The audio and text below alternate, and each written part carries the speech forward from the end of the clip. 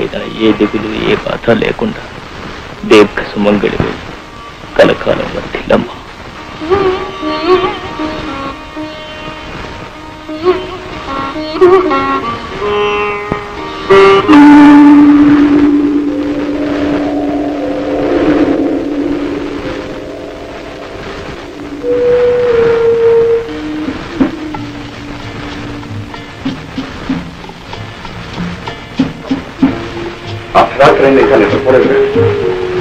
కొన్ని జీవితాల్లో కళ్ళు మూతపడకముందే రాత్రులు తెల్లవారిపోతుంటాయి. వాసు, చెదరైన మనసు కోసం ఉన్న ఆరోగ్యం కూడా చేజేతులా చెడుపుకుంటే నీ జీవితం ఏం కావాలి? మా మనసులో ఎంత బాధపడతాయో ఆలోచించావు.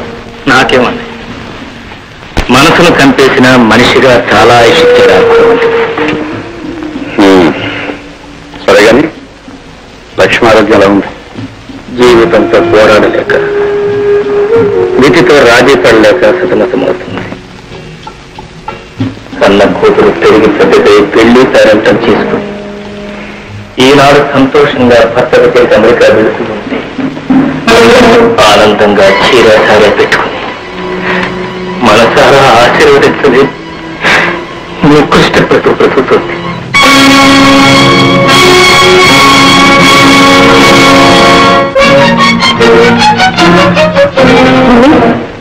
మమ్మీ, ఏమిటమ్మా?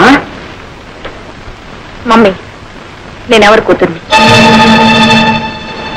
నిజం చెప్పు, నేనెవరి కూతుర్ని? ఏమిటి అర్థం లేని మాటలు కలవరిస్తున్నావా? అసలు నీకు ఆ సందేహం ఎందుకు వచ్చింది? ఎందుక? తాగిన వాడు అబద్ధం చెప్పలేడు కనుక. ఇన్నాళ్ళు అబద్ధాలు ఆడి దాగుడు మొత్తలాడారు. ఇప్పుడైనా నిజం చెప్పు. చెప్పకపోతే నా మీద ఒట్టు. ప్లీజ్.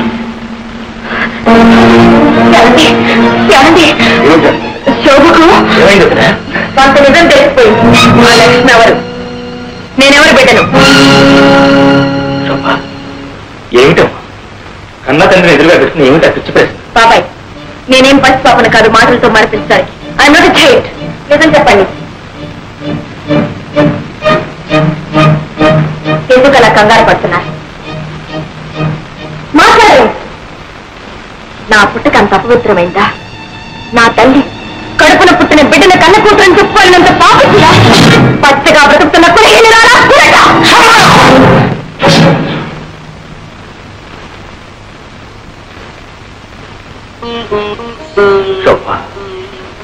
నీ తల్లి పులట కాదమ్మా కులదేవం, పతిత కాదమ్మా పరదేవం.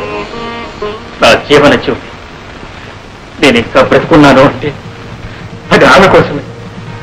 ఇంతకాలం కాలపట విషయంలో నా కడుపులో దాచుకుని కుమిలిపోతున్నాను అంటే అది నీకోసం అమ్మా, నీకోసం. అవునమ్మా, నువ్వు నాకు లక్ష్మికి పవిత్ర మాంగళ్యానుబంధ ఫలితంగా పుట్టిన బిడ్డ.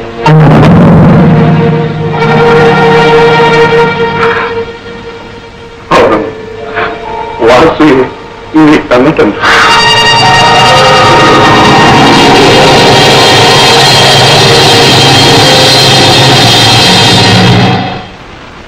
అయితే నేను మీ దగ్గర పెరిగాను. అదంతా ఒక పెద్ద కథ అమ్మా. ఏ కవి కల్పించలేని యథార్థ జీవిత కథ. నేను కాలేజీలో చదువుకునే రోజుల్లో జీవిత భాగస్వామిని గురించి కలలు కనేవాడిని, కావ్యాలు రాసేవాడిని. నువ్వు విదేశీ భయపడతా అనుకున్నావా? నీలాంటి కూడా చాలా మందిని చూస్తాం. నాటకంలో పోర్షన్ ఇవ్వకపోతే ఎవరైనా ఇచ్చిన అక్షర పడకం. చాలా మంది అంటారు. సారీ, చాలా మందిని చూసాం.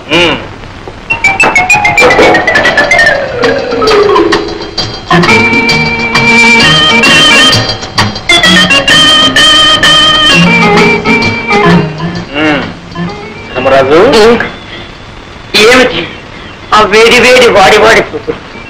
ఇప్పుడే మీరు అలా చూసేస్తే రేపు స్టేజ్ లో ప్రేమించడానికి బ్యాలెన్స్ ఏమిటి చెప్పండి. నా పోర్షన్ నాకు ఇచ్చేస్తే నేను ప్రాక్టీస్ చేసేస్తాను. ఏం పోర్షన్? అదే మీరు సృష్టించారుగా కథానాయక పాత్ర.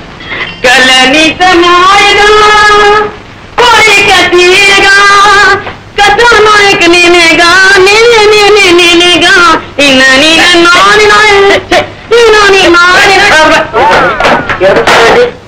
కథానాయక ఎలాగా ఉంటుందా?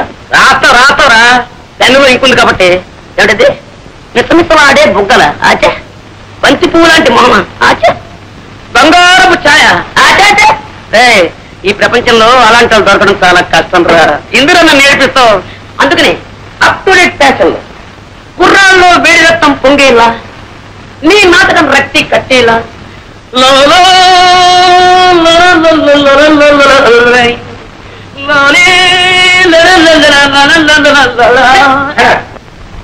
నాయకి వద్దు, ఈ నాటకం వద్దు. ఇష్టం చేసుకోండి, ఇష్టం చూడాలి.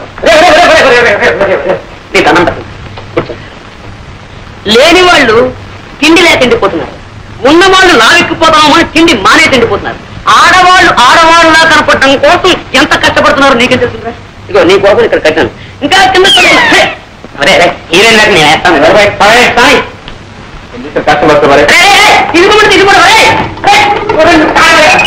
పర్ఫెక్ట్ లేదు, రిహార్సల్ బాగా చేయాలి. కనీసం హీరో వేయడానికైనా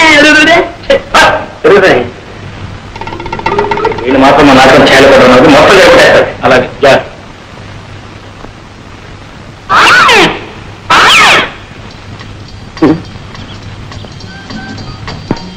ఆగండి, అందరికీ తొందరే.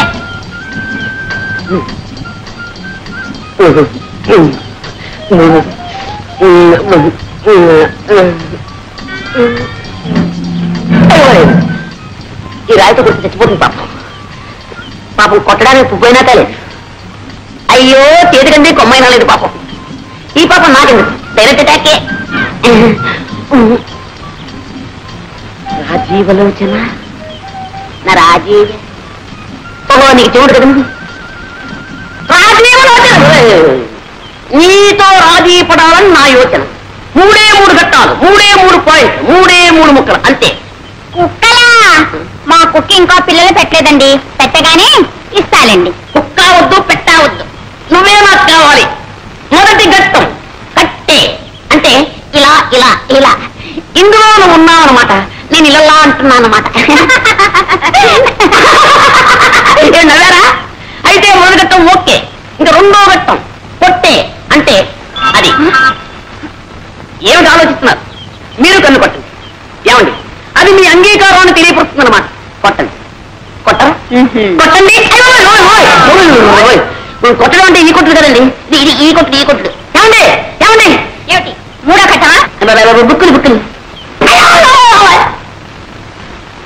అరే చెవిటిది కూడా చెయ్యెత్తితే నన్ను గుడ్డిది కూడా పెళ్లి చేసుకోదన్నమాట. ఇంకా అంటే మా జీవితంలో నన్ను లవ్ చేసే లవ్ స్త్రీయే లేదన్నమాట, నన్ను పెళ్ళాడే భార్య స్త్రీయే లేదన్నమాట.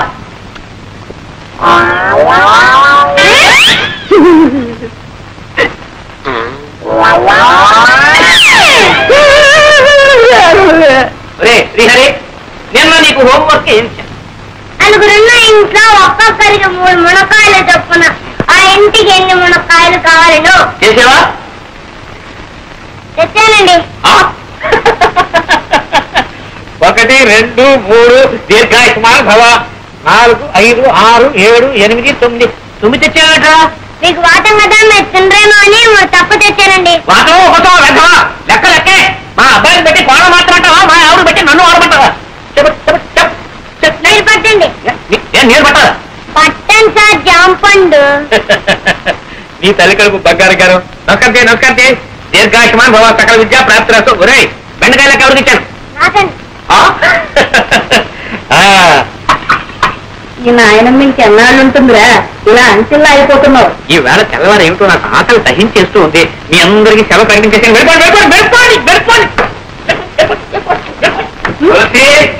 ఈ వేళ ములక్కాడ పులుసు, బెండకాయ ఇగురును. ఏమండి, మీరు పిల్లలకి చెప్తున్న చదువు ఇదే? పిచ్చిదారా, అక్షరాలు అందరూ నేర్పుతారే, నేను ప్రతిదీ నేర్పుతున్నాను. అంతకంటే లంచాలు పుచ్చుకోవడం నేర్పుతున్నానని కాదు. అమ్మమ్మ, ఎంత మాట! దీన్ని లంచం అనకూడదు, శ్రీకారం. శ్రీకారమా? ఏ పని ప్రారంభించాలన్నా శ్రీకారం చుడితేనేగా ఆ పని సక్రమంగా నెరవేరేది. అలాగే వీళ్ళకి ఆతో పాటు శ్రీకార మహత్యం కూడా నేర్పేశానా, చదువు వచ్చేస్తుంది, ప్రతి తెలుగు తెలుస్తుంది. సర్లేదు, ఈ పండక్కైనా పట్టు చీర కొని పెడతారా? అది సంగతి. అలా నా దారి. ఈ కాసేనే శ్రీకారం నాకు చెప్పేసి నీకు కావాల్సింది నెరవేర్చుకోవడం చూస్తున్నావా? మరి నేను కూడా వాళ్ళకి చెప్పే ఇదేనే చంపడం. జనకి రే పాండు, మీ ఆవిడ ఎప్పుడు లేస్తుందో ఏమో. ఇదిగో ప్రార్థన. నువ్వెందుకమ్మా తేవటం? కడుపులో కంటే అదే అక్కడ వచ్చి తాగదు. పోనీలేరా, నేను పోయిన తర్వాత ఎలాగో తప్పదు. అప్పుడు అనగా వచ్చి అమ్మ అవస్థ పడుతుంటే ఇంటికి పెద్ద కోడలని వాళ్ళకి పొద్దుకలాగా పడుకోవడానికి నీకు సిగ్గులేదు. ఏంటి పొద్దున్నే ప్రారంభించారు? ఎవరైనా సిగ్గుపడాల్సింది మీరా నేనా? నేను మీకంటే 100 రూపాయలు ఎక్కువ సంపాదిస్తున్నాను, మర్చిపో. ఏదో పిఏ దాకా సతిగాను, నేను ఉద్యోగం చేస్తానని ఏడో బట్టి కానీ నీ సంపాదన మీద బతకాల్సిన కర్మ నాకేం పట్టలేదే. ఇదిగో ఎవరి బాధ్యతలు వాళ్ళు గుర్తిస్తే నేనే ఏదైనా రానికొచ్చేది. నేనే ధర్మపిండ పిండలేనే, చాకరీ చేస్తూనే ఉన్నానుగా. చేసావు నా కోరు ఉద్యోగం మానే. ఏమిట్రా మానే మానే అంటావు? ఆ అమ్మాయి కూడా ఉద్యోగం చేసి 10 రాళ్ళు చేపట్టాయి కదా, వేణీళ్ళకి తన్నీరు సహాయం సంసారం గడుస్తుంది. ఇలా ప్రధానికి దాని వెనకస్తుందండి. వాళ్ళు చూసుకుని వాళ్ళందరూ వ్యతిరేక తానం చేస్తుంటే అప్పుడు తెలుస్తుంది. అబ్బా పెళ్ళం అంటే ఇంకా నీకు టీకా తాత్పర్యం కూడా తెలిసినట్టు లేదు. పెళ్ళైన కొత్తలో కాళ్ళ దగ్గర దాచి, ఆ తర్వాత ఒళ్ళు రాసి, పిల్లల పళ్ళు అయిన తర్వాత నెత్తి మీద తాండం. అది రా సంసారం రాసి. పిల్లలకి ప్రైవేట్ చెప్తున్నారుగా, ఈ రహస్యాలని వాళ్ళకి చెప్పండి, వాళ్ళైనా బాగుపడతారు. ఏమిటే వీడికి ఇన్నేళ్ళు వచ్చి ఇంకా ఇన్నేళ్ళు సంసారం చేస్తే నీకు తెలిసింది, ఇక వాడికి తెలుస్తుంది. చాలా రాసు ఇదేనా రావటం? అవునన్నాయా, నీకు అందులో అంతే ఉంటుంది. ఏమిటి పాండ్రంగారావు గారు పొద్దుటే పట్టి మంగం పట్టు కూర్చున్నారు. మంచి నూనె కరువు, మంచి నీళ్ళ కరువు కూడా వస్తుంది కదయ్యా. అందుకని పొట్ట చేత్తో పట్టుకుని ఈ పట్టి మంచాన్ని అతుక్కుపోతే తర్వాత పోయేటప్పుడు ఇట్లాగే తీసుకుపోతారని. ఏమిటా చిన్న అబ్బాయి అంటే తమిళనాడు వచ్చేసావు? వారికంటే ముందు రావాల్సిందన్నా, నేను లేటు. మీరు సర్కార్లో గారు వస్తానన్నారు. అబ్బబ్బబ్బబ్బ, మీరు సర్కారు ఉద్యోగం చేసి అన్నీ మీకు సర్కారులో చంపుతున్నాయండి. బండి అయినా సర్కారే, బస్సు అయినా సర్కారే, బుర్రమైనా సర్కారే, నేనైనా సర్కారే. అబ్బా సర్కారు ఉద్యోగం అంటే పట్టి ఎంత తేలికైపోయిందో. అదేం లేదు. Good morning. వచ్చి నాన్నగారు ఉత్తరం రాశారు, ఈ ఉద్యోగం అయితే ప్రమోషన్ వచ్చేస్తుందని. ఇది not even in the process of getting it. Just trying to surround opposition from you male employees. మధ్యలో మగవాళ్ళం మేము చేసాం. ఏం చేయక్కర్లేదు, మీలాగే మాకు సొసైటీలో ఒక స్టేటస్ ఉందని గుర్తిస్తే చాలు. వచ్చావా? మొదలు ఏం మార్పు వస్తాడు కనపట్లేదు. అది సరే, హోటల్ భోజనం సరిపడడం లేదా ఏమైనా ఇలా చిక్కిపోయావి? వాళ్ళు ఏం పెడితే మాత్రం నువ్వు పెట్టేటట్టుంది. ఏమో ధర్మరాజు, పరీక్షలు బాగా రాశారా? ఎంత బాగా రాస్తే మాత్రం ఏం లాభం చెప్పండి. ఏదో పంపించాడు. ఏముంది అయినది? పెట్రోల్ ధర పెరిగిపోయిన దగ్గర నుంచి మొత్తం అంతా తారుమారు అయిపోయిందండి. పెట్రోల్కి పరీక్షకి సంబంధం ఏమిటో? అమ్మమ్మా, చాలా దగ్గర సంబంధం ఉందండి. పెట్రోల్ ధరలు పెరిగిన దగ్గర నుంచి మొత్తం అందరూ కూడా బస్సులోని ప్రయాణం చేస్తున్నారండి. జనం రద్దీ అయిపోతున్నారు. పాపం నెక్కినట్టు కూడా ఇలా వేలాడుతూ వస్తున్నారు. అక్కడ కోపతాపాలు సెట్ అవుతున్నాయి, అవన్నీ మామి చూపిస్తున్నారు. కర్మ కొట్టి ఒక్కాంతం మేము తప్పు రాశామే అనుకోండి, మొత్తం అన్ని ఇలాగే రాసించాడు. వీళ్ళని మొత్తం కొట్టేది పేపర్లో నెంబర్ లేకపోవడం, తర్వాత మీరు తిట్టున్నారు. ఇవన్నీ ఎందుకు చెప్పండి మాకు? ఇంతకీ బాగా రాశారా లేదా నాయన తండ్రి? ఏ కంగారు పడద్దు, నేను రాయవలసిన రాసేసాం, మా డ్యూటీ మేము చేసేసాం. తర్వాత నా అదృష్టం ఇప్పుడే తేలిపోయింది. ఈ చీరలు నీకోసం తీసుకొచ్చాను. ఇవన్నీ నాకెందుకురా? మరి ఏం కావాలో చెప్పాను. నువ్వు పెళ్లి చేసుకుని కోడని తీసుకురా నాయన. అప్పుడు ఎందుకమ్మా ఈ బరువు బాధ్యతలు? అది కాదు, నా ఒంట్లో ఊసుకుండగానే వచ్చి ఆవిడ గారికి కూడా ఇంత చాకరీ చేసి నీ రుణం తీర్చుకుందాను. నీ బాధ నాకు అర్థం కాదు. ఎన్నాళ్ళు అంటే అన్నయ్య వదిన సంపాదన మీద ఆశపడ్డాను కాబట్టి అన్నిటికీ సర్దుడు పోవాల్సి వచ్చింది. మనకు మంచి రోజులు వస్తున్నాయమ్మా. నేను రాజు కలిసి వ్యాపారం పెట్టుకుంటున్నాను. వ్యాపారమా? అందుకు మా వాడేందుకు అక్కడే ఉందని తిరగచ్చు. సరే, నేను వ్యాపారంలో గొప్ప తద్దమనని మా తాతయ్యకి పెద్ద నమ్మకం. నీ వాసు అన్నాడు అనుకోండి, నా చేత మా తాతయ్య ఏ వ్యాపారమైనా పెట్టించేస్తాడు.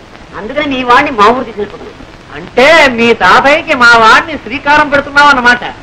శ్రీకారం అంటే లంచమైనా వ్యర్థం. అమ్మా అమ్మా అమ్మా అమ్మా అమ్మా అమ్మా అమ్మా గ్రహించేసావన్నమాట. ఓ ఏట్లో పడేసినా ఒడ్డు పడిపోతాయి నువ్వు అంతా మీ ఆశీర్వాదం.